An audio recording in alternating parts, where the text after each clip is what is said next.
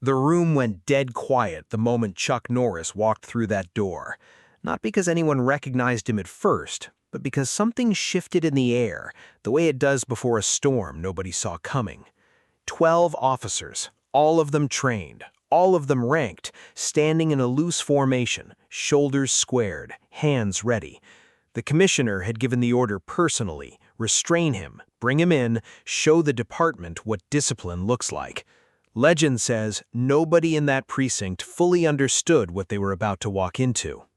The tale has been passed down through martial arts circles for decades now, told in dojos, retold at competitions, whispered by instructors who claim they heard it from someone who was in that room.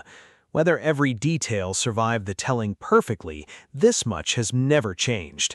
12 officers went in, and every single one of them came out with a new understanding of what a human being is capable of. It started the way most legendary moments do, with someone underestimating someone else.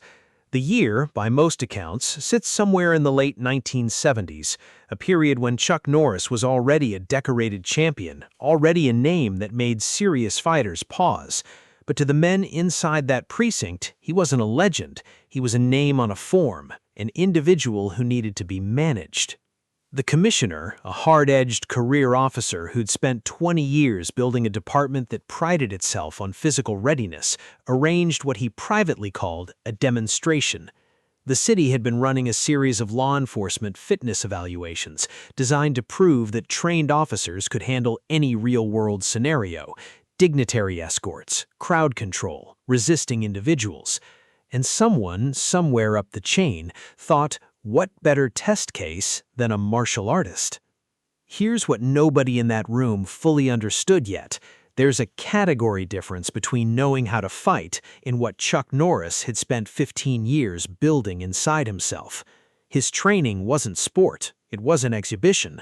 From the moment he'd returned from Korea with a Tong Soo Do black belt and an almost silent obsession, he'd been doing one thing: dissolving the gap between thinking a move and executing it. His instructors used to say his combinations didn't have a beginning. By the time you registered the motion, you were already at the end of it. The officers didn't know any of that. They knew their training. They knew their numbers. 12 to 1, even the math seemed settled. Chuck Norris stood at the entrance of the room. He wasn't large by any objective measure. 5'10", medium build, calm expression. He looked at the 12 men arranged across the floor the way a chess player looks at a board he's already solved. He didn't say a word. The commissioner, standing in the far corner with his arms folded, watching, always watching, gave a single nod. That was the signal. The first 3 officers moved in as a unit. Textbook triangulation, one at each flank, one directly forward. Chuck didn't retreat. He didn't even shift his weight in any one could describe afterward. He simply wasn't where he'd been. The lead officer's hands closed on empty air. His momentum carried him past the space Chuck had just vacated, and before he could reset, something, an arm, a pivot, a pressure point along the collar, had redirected him sideways with enough force to take him cleanly off his feet. 1 second, one officer down. The other 2 reached him at the same time from opposite sides. Chuck moved between them, not away, between. He dropped his center of gravity in a fraction of a second, slipped inside both of their reach simultaneously, and used their own forward energy like a man redirecting rivers. One went right, one went left. Neither of them fully understood how they'd ended up on the floor, only that they had. 3 down, 9 standing. Roughly 8 seconds elapsed. Here's where it gets interesting, and where the story always makes the men who retell it go quiet for a moment. The remaining 9 didn't panic, give them that. These were trained professionals, and they did exactly what trained professionals do. They regrouped, spread wider, cut off angles. 2 moved toward the door to eliminate the exit. The senior officer among them, a decorated veteran who'd spent 4 years on the force's hand-to-hand combat instruction team, held up a fist, slowed the charge, tried to impose order on the situation. It was the right instinct. It just didn't account for what Chuck Norris does when people slow down. Because Chuck didn't slow down with them. What happened in the next 40 seconds would be retold in martial arts circles for the next 4 decades. He moved through that room the way water moves through an open hand, not with force exactly, but with a total refusal to be stopped. Every attempt at containment found a way to become part of his escape. A grab turned into a redirect. A tackle became a controlled collapse that left the tackler pinned and Chuck already moving. A double team from the right produced a pivot so precise that the two officers ended up briefly blocking each other. The commissioner hadn't moved from his corner, but his arms were no longer folded. He was watching with the expression of a man who has just discovered that one of his assumptions about the world is wrong. The strike, fight moment. 6 officers left standing. The pace had changed. The room smelled of exertion and something close to awe. The senior instructor stepped forward alone, a deliberate move. He wanted to see it close up, wanted to understand what was happening. He was a big man, experienced, fast for his size. He came in with a controlled clinch attempt, arms wide, timing it. Chuck let him get close. That was the part nobody expected. He let the man get within reach, close enough that the clinch should have landed, and then in the space between one heartbeat and the next, he was already somewhere else. The technique, described by the few who claimed to have witnessed it, was something borrowed from his Tong Soo Do foundation, a body rotation so compact, so perfectly timed with the opponent's forward pressure that it used the man's own momentum as the entire engine. The senior instructor's grab found no contact. His body kept moving. Chuck's elbow made a single measured connection with the man's shoulder, not to injure, to stop, precisely calibrated. The man didn't fall, he halted, like something in his body simply received a message and shut down the forward motion. He stepped back, looked at Chuck, nodded once, slowly. The 5 remaining officers exchanged a look.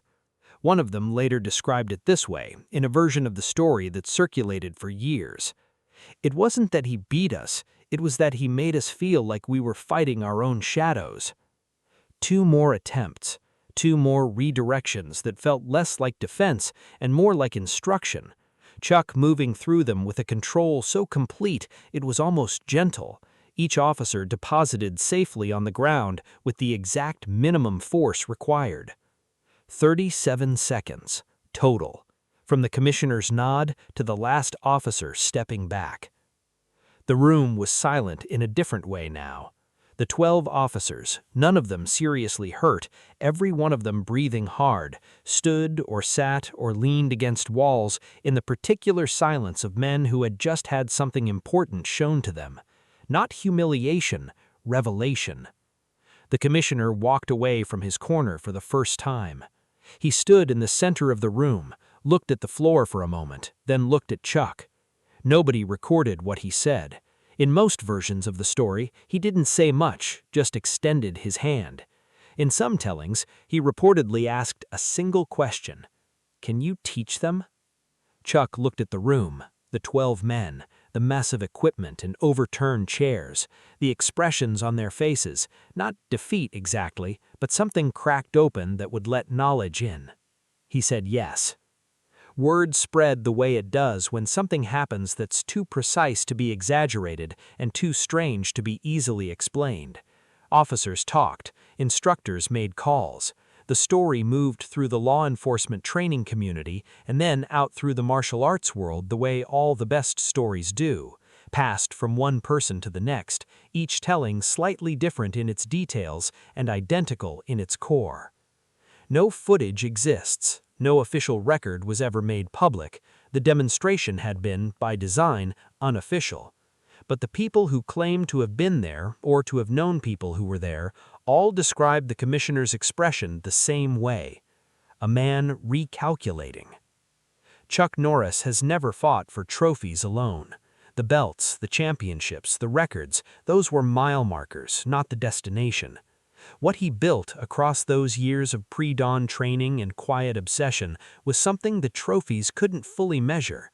The ability to de-escalate through dominance, to make force unnecessary by making resistance futile. Every officer in that room walked away uninjured. That wasn't an accident, it was a demonstration of a principle he'd understood since his early years in Tong Soo-do, that real control is precise enough to choose how much it costs the other person. The strongest man in the room isn't the one who hits hardest, it's the one who decides what happens next. Whether every detail of that afternoon survived the decades of retelling perfectly intact, the story itself has outlived the arguments about it. Legends are like that. They persist not because we can prove them, but because something in them is true enough to keep being worth telling. 12 officers entered that room certain of the math. One man changed the equation. And somewhere, the story says, a commissioner drove home that evening with a different answer to a question he thought he'd already solved. If legends like this are what you're here for, hit subscribe. There are more stories where this one came from, and most of them end the same way.